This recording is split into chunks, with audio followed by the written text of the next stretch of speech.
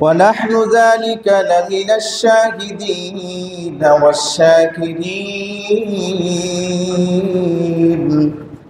والذاكرين والحمد لله رب العالمين.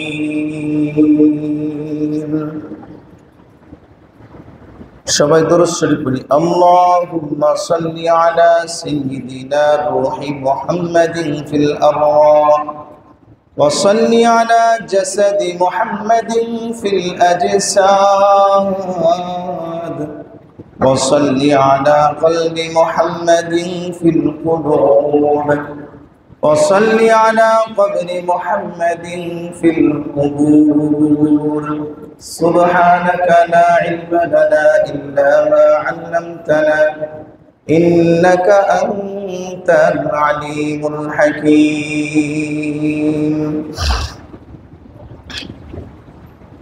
رہے میرے مسکن حوالی کعبہ بنے میرے مدفن دیار مدینہ لا الہ الا اللہ لا الہ الا اللہ لا الہ الا اللہ محمد رسول اللہ সাল্লাল্লাহু আলাইহি ওয়াসাল্লাম। আলহামদুলিল্লাহ, আল্লাহ সুবহানাহু ওয়া তাআলার নিকট তার ঘর মসজিদে আসার এবং বসার জন্য তৌফিক দান করেছেন। দুই চারটি কথা বলবার এবং শুনবার জন্য তৌফিক দান করতেছেন। সেজন্য আমরা মহান রব্বুল আলামিনের নিকট একবার শুকরিয়া জ্ঞাপন করে নেই, আলহামদুলিল্লাহ। সাথে সাথে সাইয়্যিদুনা মুহাম্মাদুর রাসূলুল্লাহ সাল্লাল্লাহু আলাইহি ওয়াসাল্লামের প্রতি একবার মহাব্বতের সহিত দরুদ পাঠ করে নেই, সাল্লাল্লাহু আলাইহি ওয়াসাল্লাম। সম্মানিত মুসলিম কিরাম, আমি আপনাদের সামনে যে আয়াতে কারিমা তেলাওয়াত করেছি, এই আয়াতের শানে কিছু কথা বলা হবে ইনশাআল্লাহ। আমি যে আয়াতে কারিমা তেলাওয়াত করেছি, এই আয়াতে কারিমার বিষয়বস্তু হলো গীবত সম্পর্কে। আমরা সবাই জানবো কি আজকের আলোচনা কি হবে? গীবত সম্পর্কে আলোচনা হবে। তো গীবত থেকে আমাদের বেঁচে থাকা কতটুকু প্রয়োজন, এটা আমাদের জানা দরকার আছে কিনা। প্রথমত আমাকে জানতে হবে গীবত কারে কয়। আল্লাহ তাআলা এই আয়াতের মধ্যে আমাকে আপনাকে বলে দিয়েছেন, ইয়া আইয়ুহাল্লাযীনা আমানু ইজতানিবু কাসীরাম মিনাজ-যন্নি, হে ঈমানদাররা, তোমরা অধিক হারে ধারণা থেকে, যেটা অর্থ সেটা বলছে, অধিক ধারণা থেকে তোমরা কি করো? বেঁচে থাকো। ইন্না বা'দায-যন্নি ইসমুন, নিশ্চয় কিছু ধারণা আছে সেগুলো হচ্ছে গুনাহ। ওয়ালা তাজাসসু, তোমরা কি করো না একে অপরের পিছনে পড়ে দোষ তালাশ করতে থাকো, বা পরনিন্দা। ওয়ালা ইয়াগতাব বা'দুকুম, তোমরা একে অপরের পিছনে পড়ে দোষ সন্ধান করো না এবং পর নিন্দা তোমরা করো না। আইয়ুহিব্বু আহাদুকুম আইয়াকুলা লাখিহি মাইতান ফাকারিহতুমু, বলতেছেন তোমাদের কেউ কি তার আপন ভাইয়ের গোশত খাইতে পছন্দ করে, ভালোবাসবে? ফাকারিহতুমু, তোমরা তা আসলেই অপছন্দ করো, ঠিক কিনা? আমরা কি কোনো ব্যক্তির গোশত খাইতে পছন্দ করব নাকি অপছন্দই করব? এটা আয়াতের অর্থ। ওয়ালা ইয়াগতাব বা'দুকুম বা'দা আইয়ুহিব্বু আহাদুকুম আইয়াকুলা লাহমা আখিহি মাইতান ফাকারিহতুমু ওয়াত্তাকুল্লাহ, তোমরা এবারে আল্লাহ তাআলাকে ভয় করো, এটা আয়াতের অর্থ। এবং হাদিসের ভাষা অনুযায়ী নবী সাল্লাল্লাহু আলাইহি ওয়াসাল্লাম আমাকে আপনাকে কি বলতেছেন, কিভাবে আমাকে আপনাকে সতর্ক করতেছেন, এটা সহিহ মুসলিম শরীফের হাদিস। তো ৬৭৫৮ নম্বর হাদিস। তো এই হাদিসের মধ্যে আমাকে আপনাকে নবী সাল্লাল্লাহু আলাইহি ওয়াসাল্লাম, রাসূল আকরাম সাল্লাল্লাহু আলাইহি ওয়াসাল্লাম আমাকে আপনাকে কি বুঝাইতে যাচ্ছেন যে গীবত করা যাবে কি যাবে না, এই বিষয় সম্পর্কে আমাকে আপনাকে সতর্ক করতেছেন। عن أبي هريرة رضي الله تعالى عنه قال أن رسول الله صلى الله عليه وسلم হযরত আবু হুরায়রা রাদিয়াল্লাহু তাআলা আনহু থেকে বর্ণিত, তিনি বলেন আল্লাহর রাসূল সাল্লাল্লাহু আলাইহি ওয়াসাল্লাম বলেছেন, সাহাবায়ে কেরাম তাকে যখন জিজ্ঞাসা করেছেন, নবীজি সাল্লাল্লাহু আলাইহি ওয়াসাল্লাম আগেই বলেছেন, ক্বালা আতাদরুনা মাল গীবা।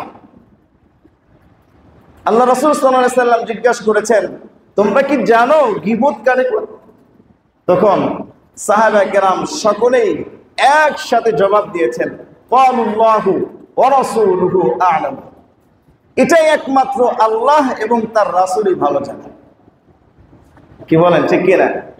তো এটা একমাত্র আল্লাহ এবং তার রাসূলই ভালো জানে। তখন রাসূল আকরাম সাল্লাল্লাহু আলাইহি ওয়াসাল্লাম বলতেছেন, এই গীবত হচ্ছে ক্বালা যিকরুকা আখাকা, তোমার ভাইয়ের আলোচনা করা, বিমা ইয়াকরাহু, তোমার ভাইয়ের খারাপ আলোচনাটা তার গোপনীয়ভাবে, তার সামনে না, তার অনুপস্থিতিতে তার বিষয় নিয়ে আলোচনা করা, এটাই হচ্ছে গীবত, তার দোষ নিয়ে আলোচনা করা। তো সাহাবায়ে কেরাম যখন বলছেন এটা আল্লাহ এবং তার রাসূলই ভালো জানেন, তখন জবাব দিয়েছেন, কিলা ইয়া রাসূলুল্লাহ ইন কানা ফি আখি, যদি এই বিষয়টা মা আকুলু, আমি যেটা বললাম এই বিষয়টা যদি ওই ব্যক্তির মাঝে থাকে, তাহলেও কি আমার গীবত হবে? কথাটা বুঝবেন। ইন কানা ফি আখি মা আকুলু, আমি যেটা বলছি লোক সমাজের মাঝে আমি যার দোষটা, তার দোষটা যে উপস্থাপনা করেছি, এটা যদি তার মধ্যে থাকে তাহলে কি গীবত হবে? তখন আল্লাহর রাসূল সাল্লাল্লাহু আলাইহি ওয়াসাল্লাম সুন্দরভাবে বলে দিয়েছেন, ক্বালা ইন কানা ফীহি আখি, ক্বালা ইন কানা ফীহি মা তাকুলু, তুমি যা বলেছো এটা যদি তার মধ্যে থাকে, এটা হচ্ছে কি ফাকাদিদ তাবতাহু, এটা হবে গীবত হবে।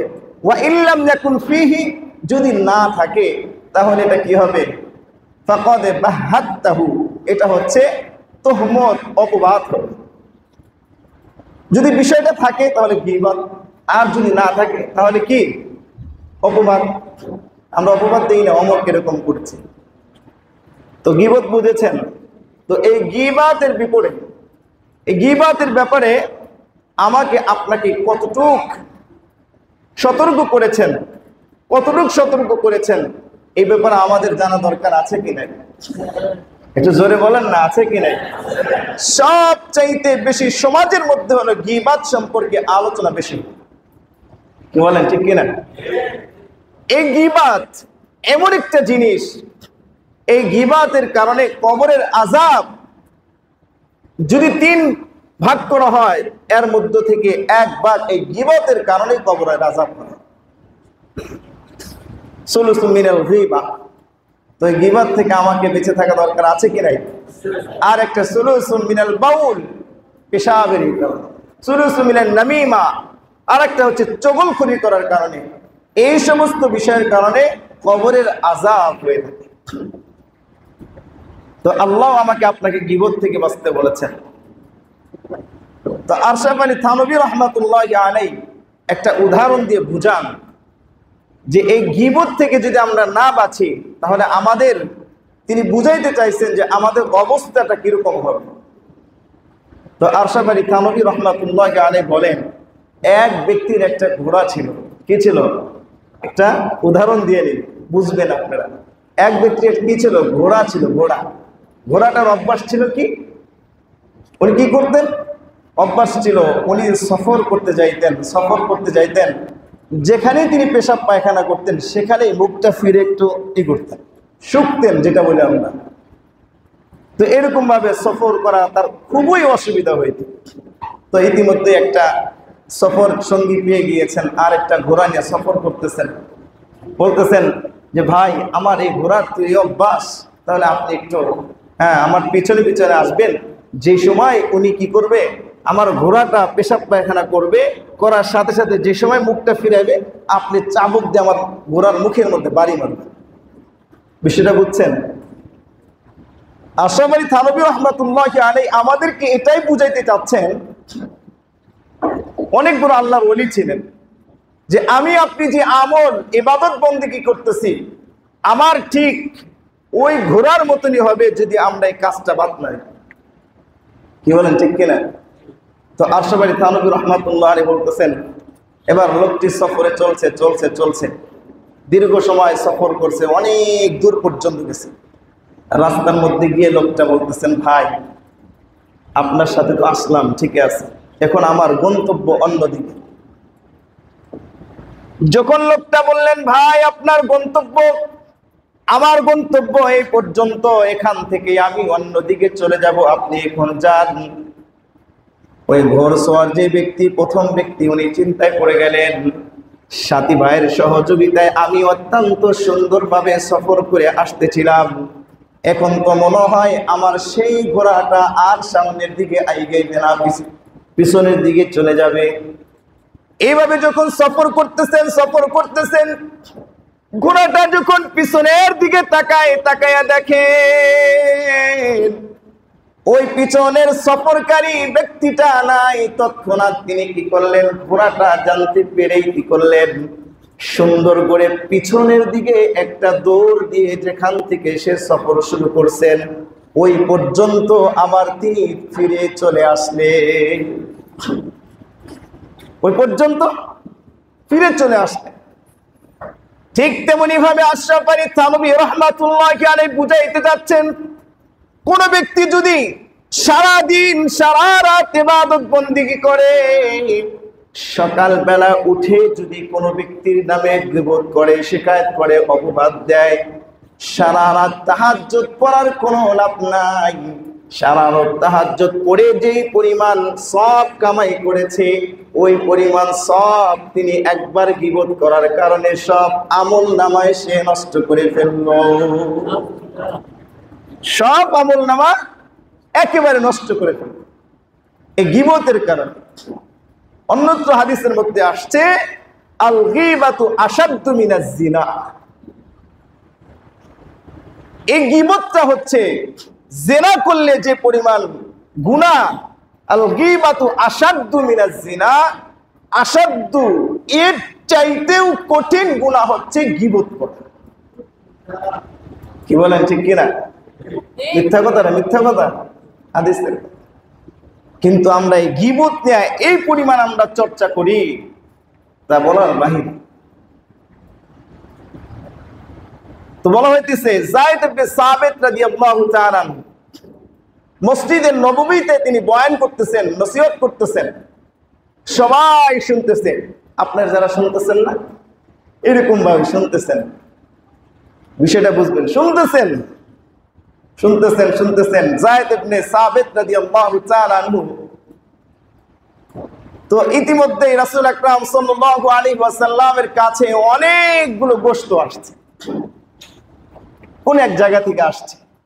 আসার পরে তো উপস্থিত যারা ছিলেন তারা বলতেছেন যে যায়েদ ইবনে সাবিত রাদিয়াল্লাহু তাআলা আনহুকে বলতেছেন, আপনি আমাদের জন্য একটু রাসূল আকরাম সাল্লাল্লাহু আলাইহি ওয়াসাল্লামের কাছ থেকে একটু গোশত চাই নিয়ে আসেন না, আমরা তো দীর্ঘদিন যাবত আমরা গোশত খাই না, এরকম বলতেছেন। তখন যায়েদ ইবনে সাবিত রাদিয়াল্লাহু তাআলা উঠে আল্লাহর রাসূল সাল্লাল্লাহু আলাইহি ওয়াসাল্লামের কাছে গেছেন। সুবহানাল্লাহ, সুবহানাল্লাহ। খাইতে মন চাইছে, গিয়েছেন, এইভাবে কয়েকবার গেছেন। আল্লাহর রাসূল সাল্লাল্লাহু আলাইহি ওয়াসাল্লাম বলছেন, যায়েদ ওনারা তো গোশত খেয়েছে, কিছুক্ষণ পূর্বেই গোশত খেয়েছে। তো ইয়া রাসূলুল্লাহ, এটা তো বুঝতে পারলাম না, তুমি যাও, ওনারা গোশত খেয়েছে, কিছুক্ষণ আগে খেয়েছে। যায়েদ ইবনে সাবিত বলতেছেন, ইয়া রাসূলুল্লাহ, আপনার কথাটা বুঝতে পারলাম না, আপনার কথার রহস্যটা বুঝতে পারলাম না ইয়া রাসূলুল্লাহ। আপনি একটু যদি আমাকে বুঝে বলতেন ইয়া রাসূলুল্লাহ, আমি বুঝতে পারতাম।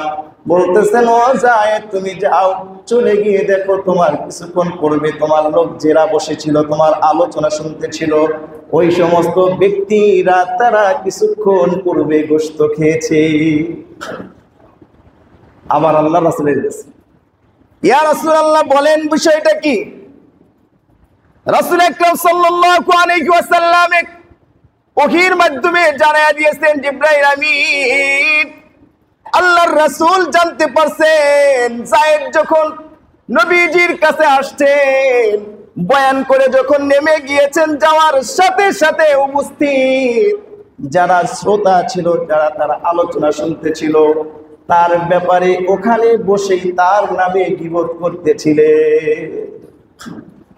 বুঝতে পারছেন? যায়েদের নামে গীবত করতেছিল। যায়েদ আলোচনা করতেছেন, আলোচনা করে যায়েদ ইবনে সাবিত নেমে গিয়েছেন, তৎক্ষণাৎ তার বিপরীত আলোচনা শুরু করেছেন, গীবত করা শুরু করেছেন। এখন আল্লাহর রাসূলকে ওহীর মাধ্যমে জানায়া দিয়েছে, হ্যাঁ ওনারা তো গোশত খাইতে চাইছে, তোমার কাছে যায়েদ ইবনে সাবিত আসছে, ওনারা তো কিছুক্ষণ পূর্বেই তারা গোশত খাইছে। ওই যে আইয়াকুলা লাহমা আখিহি মাইতান ফাকারিতুমু, এই যেটা তো খাইছে এটা বলতেছেন। তখন রাসূল আকরাম সাল্লাল্লাহু আলাইহি ওয়াসাল্লাম বিষয়টা খুলে বললেন। বলার পরে সকলেই আবার মিলে আল্লাহর রাসূলের কাছে গেলেন, ইয়া রাসূলুল্লাহ, আমরা তো কোনো গোশত খাই নাই, আমাদের মুখে তো নাই, ঘরে নেই তো, দেখেন দীর্ঘদিন যাবত গোশত খাই। তখন আল্লাহর রাসূল সাল্লাল্লাহু আলাইহি ওয়াসাল্লাম জানিয়ে দিয়েছেন, বুঝিয়ে দিয়েছেন, তোমরা তো এরকম ভাবে তার গীবত করেছো, যেই ব্যক্তি একে অপরের গীবত করে সে তার গোশত খায়, মরা মানুষের গোশত খায়। আইয়াকুলা লাহমা আখিহি মাইতান ফাকারিহতুমু, তোমরা কি মৃত ব্যক্তির গোশত খাইতে পছন্দ করো? কেউ কি মৃত ব্যক্তির গোশত খাইতে পছন্দ করবে? ফাকারিহতুমু, তোমরা তো সেটাকে করো, অপছন্দই করো, তাহলে কেন গীবত করো? এটাই বুঝাইতে চাইছে। এরকম ভাবে গীবত করতেছিল, আল্লাহ রাসূল তৎক্ষণাৎ বুঝিয়ে দিয়েছে, এটাই হচ্ছে তুমি কি করলা, তুমি তোমার অপর ভাইয়ের গোশত খাইলা। এই গীবত করা মানে তোমার মৃত প্রাণী, মৃত ব্যক্তি যেরকম ভাবে তার গায়ের গোশত ছিঁড়ে ফেললে তিনি কিছু বলতে পারবেন না, ঠিক তেমনি ভাবে কোনো ব্যক্তির অগোচরে যদি কোনো ব্যক্তি গীবত করে, শেখায়েত করে, তোহমত দেয়, ওই ব্যক্তি যতক্ষণ পর্যন্ত না শুনবে ততক্ষণ পর্যন্ত কিছুই বলতে পারবে না। কি বলেন, ঠিক কিনা? কথাটা সত্য না মিথ্যা? সব চাইতে আমার আপনার আজকের এই গীবতের সবচাইতে বেশি গুনাহ হচ্ছে। কি বলেন, ঠিক কিনা? কথা বলেন না কেন? জবান আমাকে আপনাকে হেফাজত করতে হবে। তো আম্মা জান আয়েশা সিদ্দিকা রাদিয়াল্লাহু তাআলা আনহা থেকে বর্ণিত, তিনি বলেন, যখন মানুষ মরে যায়, এটা আবু দাউদ শরীফের হাদিস, 4901 নম্বর হাদিস। عن عائشة رضي الله تعالى عنها قالت قال رسول الله صلى الله عليه وسلم إذا مات, যখন কোনো ব্যক্তি মরে গেল, সাহিবুকুম, যখন কোনো ব্যক্তি মারা গেল, ফাদাউহুম, তোমরা ওই ব্যক্তিকে ছেড়ে দাও। এর অর্থ হলো তোমরা ওই ব্যক্তির কি করো না, গীবত শিকায়ত করো না। এটা বুঝাইতেছে লা তাকউ ফীহি, তোমরা ওই ব্যক্তির দোষ নিয়ে কোনো সময় সমাজের মধ্যে যে কোনো জায়গায় কোনোভাবেই তোমরা তার দোষ চর্চা করবে না। কে বলেছেন? আল্লাহ রাসূল বলেছেন। হযরত ওমর ফারুক রাদিয়াল্লাহু তাআলা আনহু থেকে বর্ণিত, এটাও 4902 নম্বর হাদিস, আবু দাউদ শরীফ। عن ابن عمر رضي الله تعالى عنه قال قال رسول الله صلى الله عليه وسلم اذكروا محاسن موتاكم, হে মুসলমান বাবাজি, মুসল্লি বাবাজি, আল্লাহর রাসূল সাল্লাল্লাহু আলাইহি ওয়াসাল্লামের সাহাবী হযরত ওমর ফারুক রাদিয়াল্লাহু তাআলা থেকে বর্ণিত, তিনি বলেন আল্লাহর রাসূল বলেন উযকুরু মাহাসিনা মাউতাকুম, তোমরা তোমাদের মৃত ভাইয়ের, মৃত ব্যক্তির সব যে ভালো গুণগুলো আছে ওই সব গুণ নিয়ে তোমরা বেশি বেশি করে আলোচনা করো। সুবহানাল্লাহ বলেন। এটা নিয়ে তোমরা বেশি বেশি করে আলোচনা করো। ওয়াকুফু আন মাসাবিহিম, এবং তোমরা কি করবা, তার যে মন্দ বিষয়গুলো আছে ওই বিষয়গুলো থেকে তোমাদের হাতটা সুন্দর করে গুটিয়ে রাখবা। কেন, কি জন্য? কারণ ওই ব্যক্তির ভালো গুণটা যদি মানুষের মাঝে তুমি প্রচার করতে থাকো, তাহলে ওই ব্যক্তির ভালো গুণটা প্রচার প্রসারণের কারণে মানুষ তার ভালো গুণটা দেখবে। ইতিপূর্বে যে খারাপ কাজটা করে গিয়েছে ওই বিষয়টা নিয়ে মানুষ চিন্তা করবে না। কথা বলেন ঠিক কি না? এই জন্য আল্লাহর রাসূল শিখিয়ে দিয়েছেন যে মরে গেছে তার ভালোটা নিয়ে আলোচনা করো, খারাপটার ব্যাপারে হাত গুটিয়ে রাখো। কিন্তু আমরা এর বিপরীতটা করতে থাকি। আমরা কোনটা করি? আমরা করি তার যে দোষ আছে, যে খারাপ গুণগুলো আছে, এই বিষয়গুলো নিয়ে আমরা মানুষের মাঝে প্রসার করতে থাকি। কথা বলেন ঠিক কিনা? আর একটু জোরে বলেন না। আমরা এটা বেশি করি। কিন্তু কিন্তু এগুলো আমাকে আপনাকে ছাড়তে হবে। যদি না ছাড়তে পারি, আমার আপনার জন্য কবরের আযাব একেবারে অবধারিত হয়ে আছে। এই জবান দ্বারা সবচেয়ে আমার আপনার বেশি গুনাহ হচ্ছে।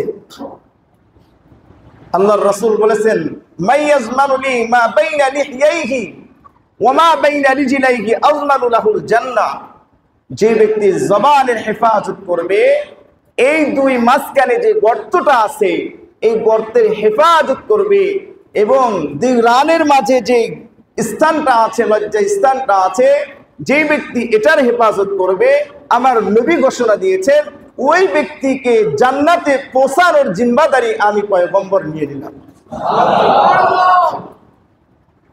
এটা বলে দিয়েছে। তবে আমাকে আপনাকে কি করতে হবে? এটা হেফাজত করতে হবে। এই পৃথিবীর মধ্যে যত ঝগড়া ফাসাদ বলেন, যত ফিতনা বলেন, সব কিছু এই জবানের মাধ্যমে হয়। জবান দ্বারা আগে চালু হয়, পরে হাত চলে, মুখ চলে, সব কিছু চলে, এক পর্যায়ে মার্ডার পর্যায়ে চলে যায়। কি বলেন ঠিক কিনা? এখন তো সমাজে এগুলাই চলতেছে। রাজনীতিবিদ বলেন, যে কোনো বিষয় বলেন, আমরা এমন হয়ে গিয়েছি একে অপরের গীবত করতে পারলে মনে করেন আমরা অনেক বড় নেতা হয়ে গেলাম, একে অপরকে গালি দিতে পারলে মনে হলো অনেক বড় নেতা হয়ে গেলাম, অনেক বড় আমরা ব্যক্তিত্ব হয়ে গেলাম একটা গালি দিতে পারলে।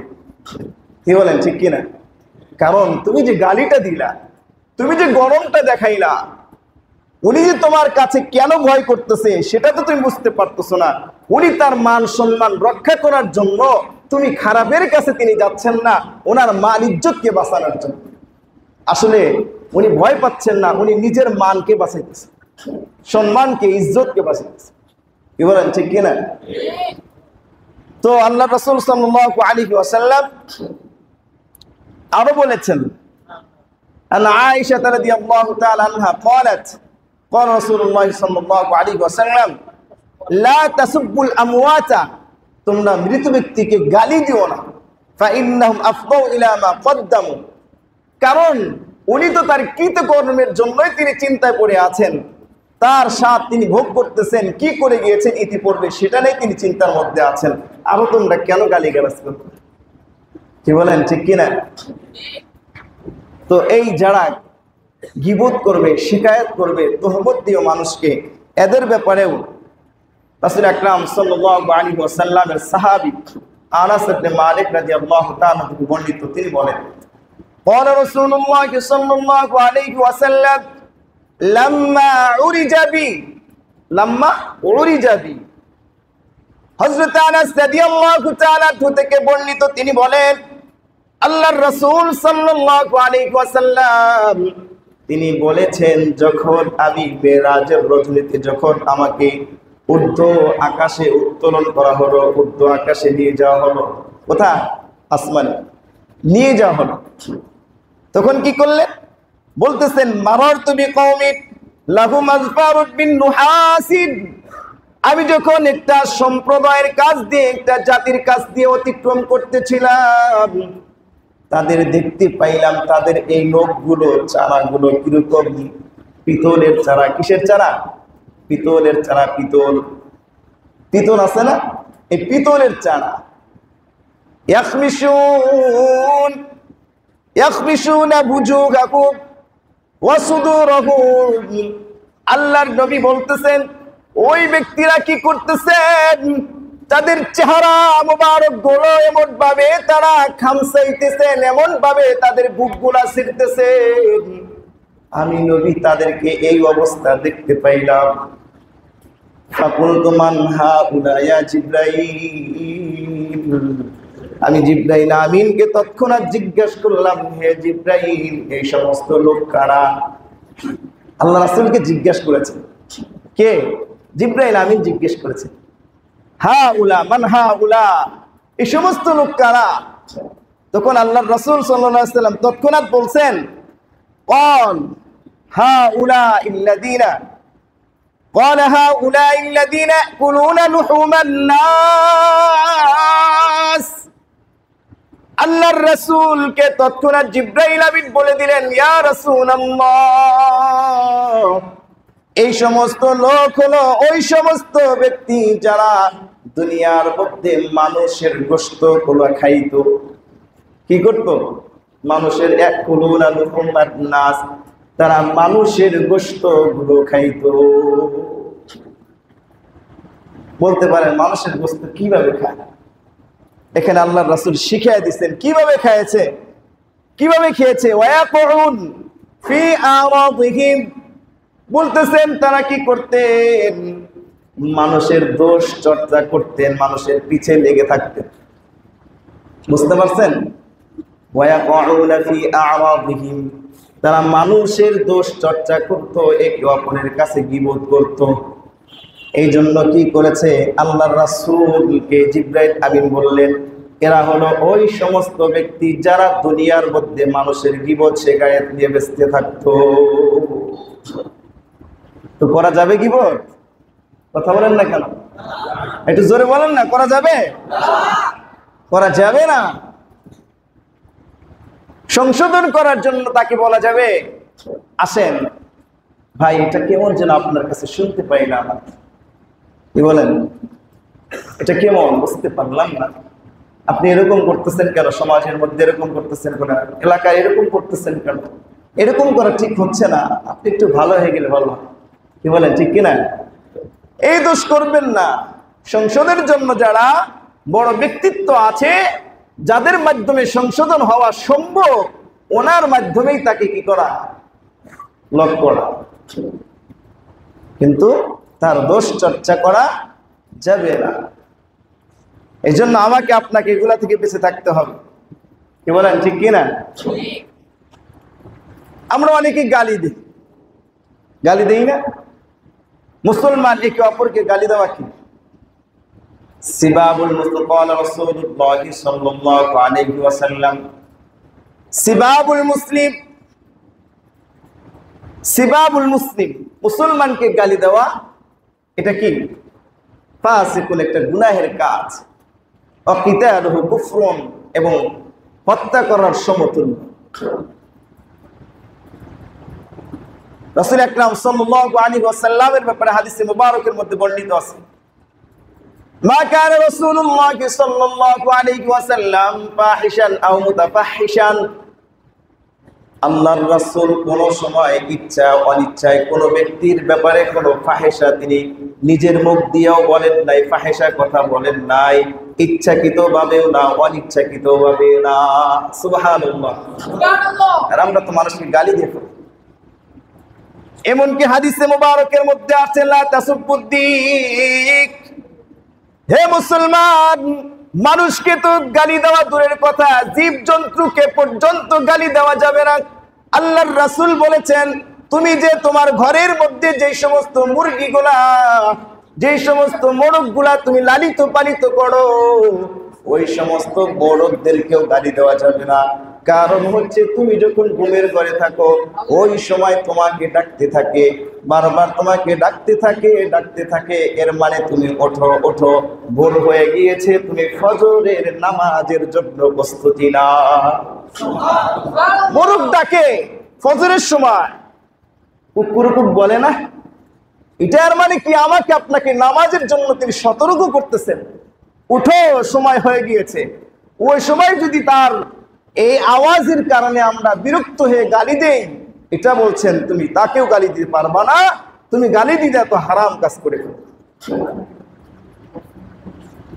হযরত উকবা ইবনে আমির রাদিয়াল্লাহু তাআলা আনহু থেকে বর্ণিত, তিনি বলেন, قال رسول الله صلى الله عليه وسلم মান নাজাতু, ইয়া রাসূলুল্লাহ, কোন জিনিসের মধ্যে নাজাত আছে, কোন জিনিসের মধ্যে মুক্তি আছে?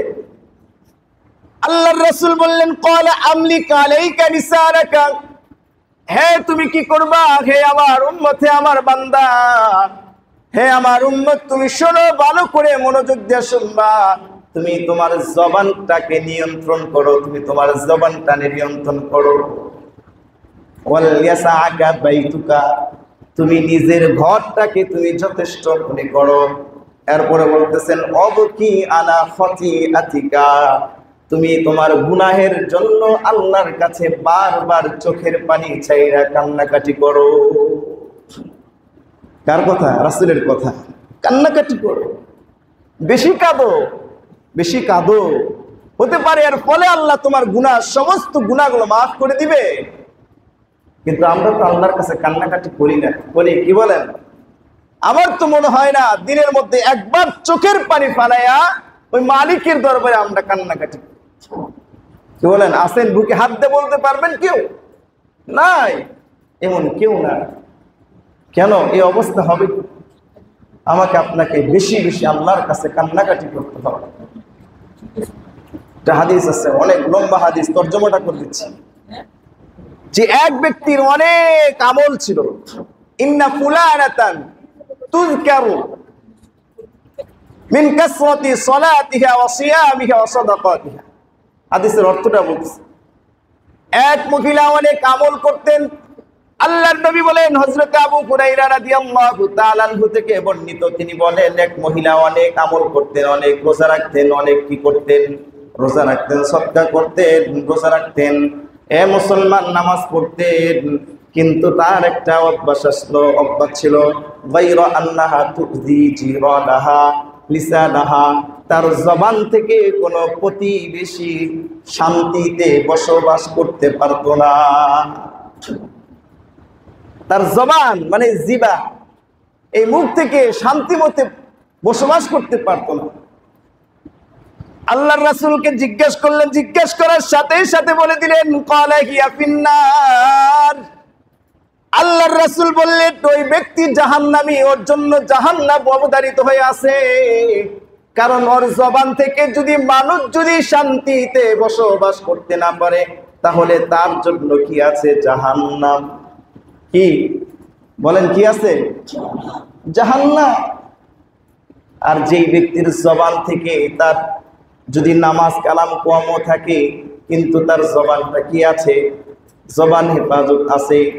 বলতেছে ওই ব্যক্তির কারণে যদি তার প্রতিবেশী শান্তিতে বসবাস করতে পারে, আল্লাহর নবী বলতেছেন, ক্বালা হিয়া ফিল জান্নাহ, ওই ব্যক্তির জন্য আল্লাহ জান্নাতের ব্যবস্থা করবে। সুবহানাল্লাহ, একটু জোরে বলেন না সুবহানাল্লাহ।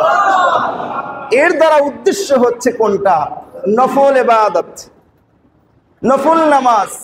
কিন্তু এটা মনে করেন না যে ফরজ বাদ দিয়ে এটা করলেন। ফরজ আপনার উপর 5 ওয়াক্ত নামাজ ফরজ, ফরজে আইন, এটা ইবাদত করতেই হবে। পরে আপনি যে সমস্ত নফল ইবাদত করবেন, এই হাদিসের ব্যাখ্যায় শেষে আসছে এটা যে নফল ইবাদতকে বোঝানো হয়েছে। নফল যত বেশি হবে তত এর মাধ্যমে ফরজের যদি কোনো ঘাটতি থাকে, এর বদলতে আল্লাহ তাআলা আপনাকে এই ফরজটা পূর্ণ করে দিবেন, নফলের মাধ্যমে পূর্ণ করে দিয়ে আপনাকে মাফ করে বিনা হিসাবে জান্নাতে পৌঁছায়া দিবেন। এই জন্য আমরা বেশি বেশি ইবাদত করবো ইনশাআল্লাহ, জবানের হেফাজত করবো ইনশাআল্লাহ। সবাই হাত উঠে দেখান আল্লাহকে। আল্লাহ বলেন, বলেন আল্লাহ, আমরা কোন সময় কোন মানুষের গীবত করব না, কোন শিকায়েত করব না, কারো আমরা অপবাদ দিব না, বরঞ্চ আমরা তাকে বুঝাইয়া ওইগুলা থেকে বিরত রাখবো ইনশাআল্লাহ। কোরআনের আয়াত, ইয়া আইয়ুহাল্লাযীনা আমানু আসখার মিন কওমিন, বলতেছেন তোমরা যখন, হে ঈমানদাররা, তোমরা এক সম্প্রদায় অপর সম্প্রদায়ের গীবত করিও না। হ্যাঁ, তোমরা এক মহিলা অপর মহিলার কি করো না, গীবত করো না। কারণ হতে পারে তুমি যার গীবত করতেছো ওই ব্যক্তি তোমার চাইতে উত্তম হতে পারে। কথা বলেন ঠিক কিনা? এই জন্য সাবধান, আমরা সকলে জবান সাবধানে চালাবো ইনশাআল্লাহ। আল্লাহ তাআলা আমাদের সকলকে কবুল করেন। সকলে আমিন, আমিন।